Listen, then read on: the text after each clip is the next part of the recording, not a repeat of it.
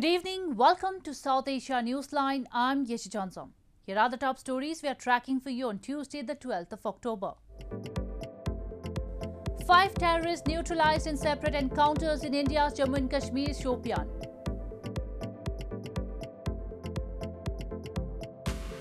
Inflation has broken common man's back, say locals in Pakistan's Lahore.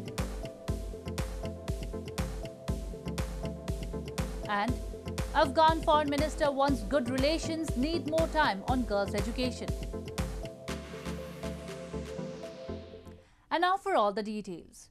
At least 5 terrorists were neutralized by security forces in 2 separate encounters in the past 24 hours in Shopian district of India's Jammu and Kashmir territory. This came a day after 5 Indian Army soldiers were killed during counter-terrorism operations in Poonch sector of the Union Territory. Security forces neutralized 5 terrorists in 2 separate encounters during counter-terrorism operations in Shopian district of India's Jammu and Kashmir territory in the past 24 hours. In the first encounter in Tulran area in Shopian on Monday evening, 3 terrorists belonging to the resistance force affiliated to Pakistan-based Lashkar-e-Taiba terror outfit were neutralized. In the second encounter on Tuesday morning in Firipura area in the district, at least 2 terrorists were gunned down, the police confirmed.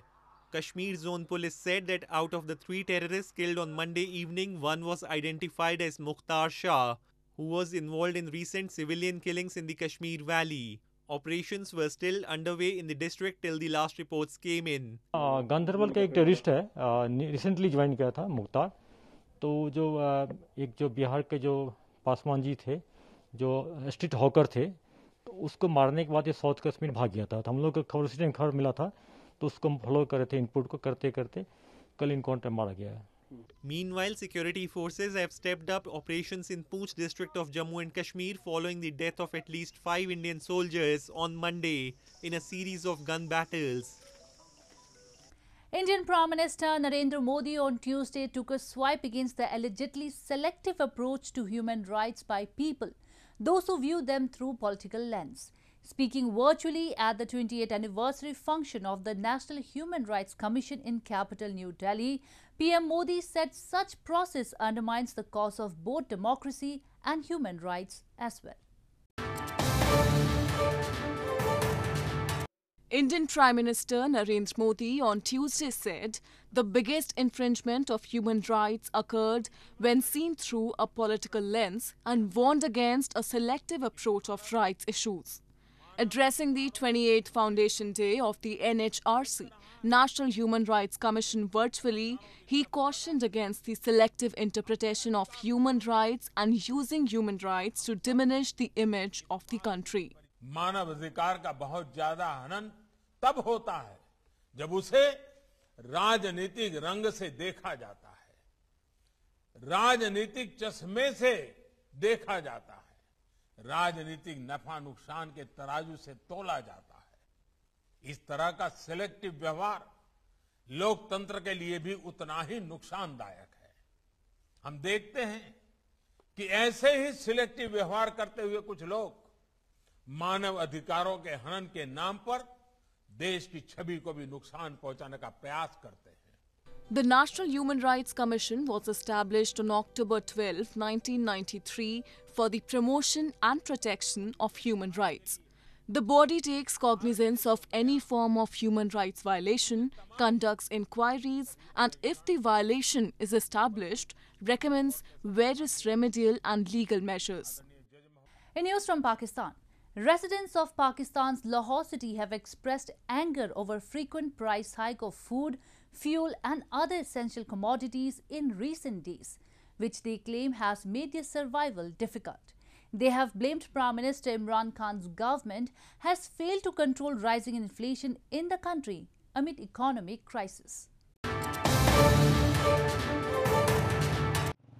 Locals in Pakistan's Lahore city have expressed anger over skyrocketing inflation in the country and the frequent price hike of food, fuel and other essential commodities in recent days, which they claim has made their survival difficult. They have blamed failed policies of PM Imran Khan-led government for the widening inflation in Pakistan and accused the establishment of being apathetic towards their plight while making tall claims of bringing prosperity. ਲੱਕ ਤੋੜ ਦਿੱਤਾ ਮਹਿੰਗਾਈ ਨੇ ਫੜ ਕੇ ਕੋਈ ਚੀਜ਼ ਨਹੀਂ ਸਸਤੀ ਲੈਣ ਆਇਆ ਸਾਂ ਮੁਰਗੀ ਲੈਣ ਆਇਆ ਸਾਂ ਮੁਰਗੀ ਜਨਾਬ 350 ਰੁਪਏ ਕਿਲੋ ਵਿਕਦੀ ਪਈ ਹੈ ਕੋਈ ਪੁੱਛਣ ਵਾਲਾ ਨਹੀਂ ਕੋਈ ਦੱਸਣ ਵਾਲਾ ਨਹੀਂ महंगाई तो बहुत जनाब हो गई है गरीब बंदा रह जीना मुहाल हो गया है गैस महंगी बत्ती महंगी पानी महंगी गो मुर्गी का गोश्त भी महंगा की बंदा खा सके बस गुजारा ही गया है. Meanwhile, amid the rising inflation, Pakistani Minister Ali Amin Gandapur has courted controversy after he recently asked people to reduce intake of sugar and bread, according to local media reports.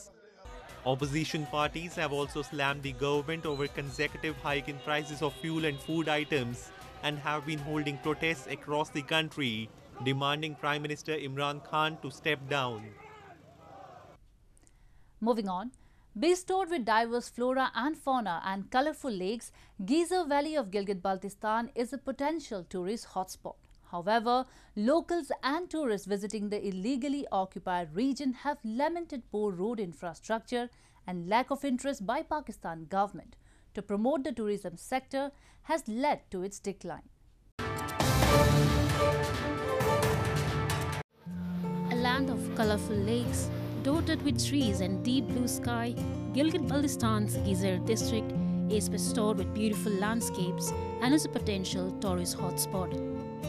But locals say the lack of infrastructure, poor roads and transport facilities and the government's failure to promote tourism continues to serve as a major hindrance for both domestic as well as international tourists. सियाहत को promote करने की बातें कर रहे हैं लेकिन अमली काम हमें कुछ नहीं दिखाई दे रहा. सड़क की अगर हम बात करें तो सड़क इंतहाई खस्ते हाल है.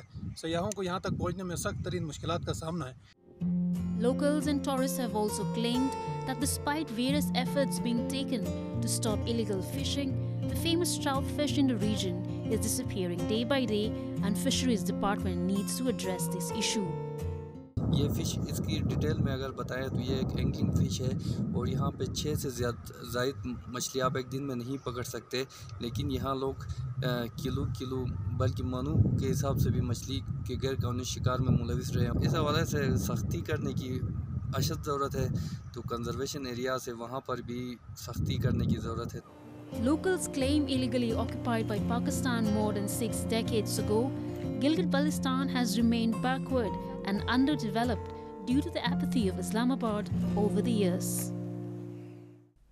In news from Afghanistan, Afghanistan's Foreign Minister Amir Khan Muttaqi, who is in Doha post a two-day meeting with US officials this week, has said the country requires a political structure that responds to domestic needs and adheres to the international norms. Speaking at an event organized by Center for Conflict and Humanitarian Studies, Doha, Muttaqi appealed to the world for good relations but avoided making firm commitments on girls' education despite international demands to allow all Afghan children to go back to school.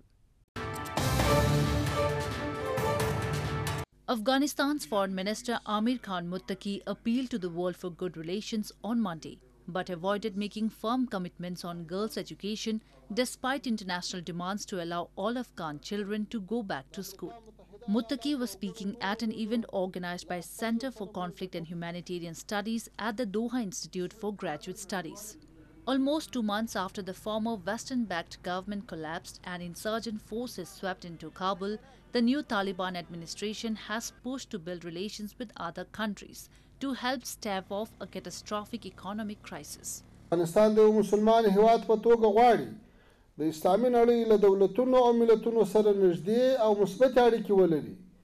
افغانستان د اسلامي نړۍ د وجود یوه مهمه برخه ده. همداراز موږ له غربي نړۍ او خلیجي هیوادونو سره همداراز موږ له عربي نړۍ او خلیجي هیوادونو سره خاصې اړیکې غواړو.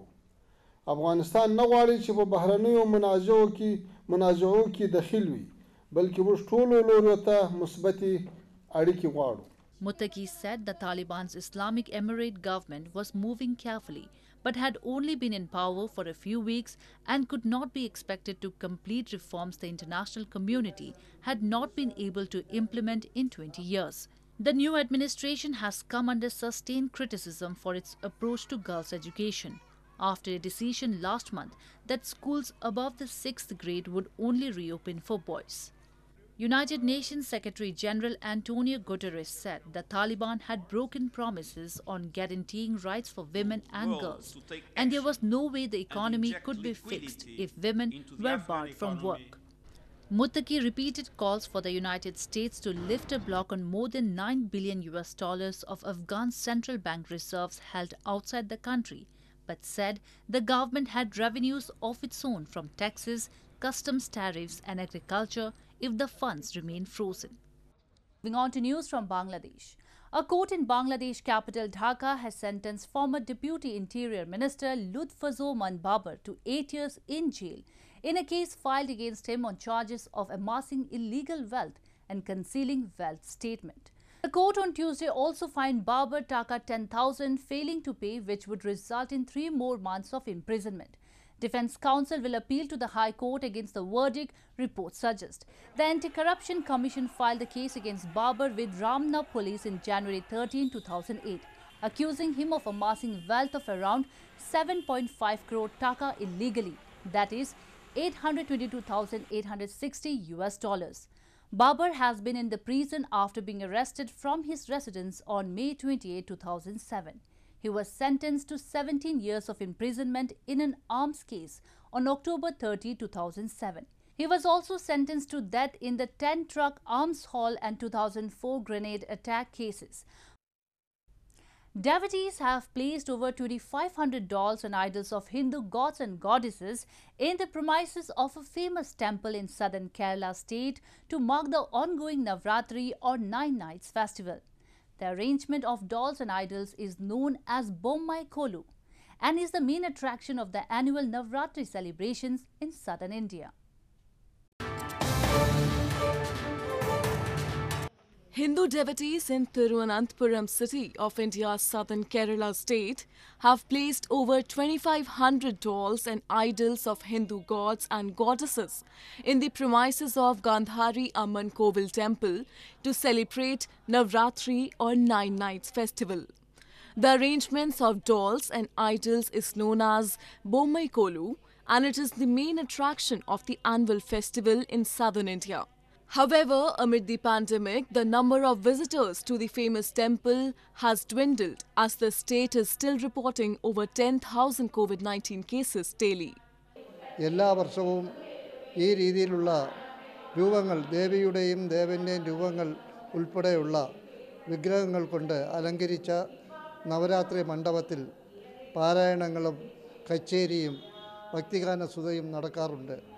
ഈ പ്രാവശ്യത്തെ ഒരു പ്രത്യേകത എന്ന് പറയുന്നത് 2,500ഓളം രൂപങ്ങൾ കൊണ്ട് ദേവീ ദേവന്മാരുടെയും മറ്റുമുള്ള രൂപങ്ങൾ കൊണ്ട് അലങ്കരിച്ച ഒരു മണ്ഡപമാണ്.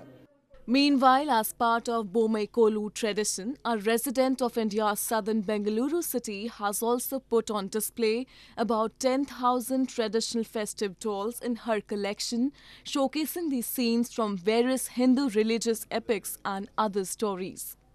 Bommai Kolu culminates on the 10th day with the celebration of the Shehra festival, and celebrations in parts of southern India are considered incomplete without the local tradition. Well, that's the way it was in South Asia this evening. Before we conclude the top stories once again. 5 terrorists neutralized in separate encounters in India's Jammu and Kashmir Shopian.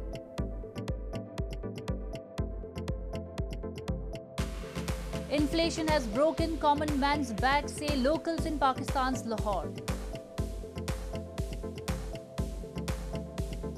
And Afghan Foreign Minister wants good relations need more time on girls' education. Now our viewers can watch the show on SouthAsiaNewsline.com. You can also visit us on Facebook.com/AsAsiaNewsline and follow us on Twitter @AsAsiaNewsline. That's all in tonight's edition. We will see you same time tomorrow. Good night.